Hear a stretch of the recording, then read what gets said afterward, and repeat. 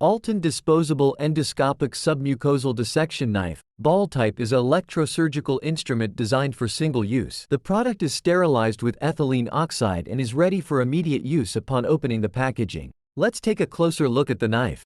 The tip features a metal ball, connected to the metal knife tube. The knife's extension length is 2 mm, with a 1.5 mm option available for custom orders based on customer needs. When the knife is fully retracted, both the tube and tip are entirely enclosed within the sheath. Before opening, it's essential to check that the outer packaging is intact, and after opening, ensure the product is in perfect condition. The sheath has a diameter of 2.4 mm, making it suitable for use with gastrointestinal endoscopes. It's made of a special material that allows it to bend at sharp angles, minimizing the risk of scratching the working channel of the endoscope. The sheath's tail end is designed with a protective anti-bend cover. The handle features two connectors, one luer connector for syringe attachment and a standard high-frequency electrical connector for electrosurgical use. This knife also has an injection function, with the injection point located at the sheath's tail end. Let's demonstrate the knife's water injection feature.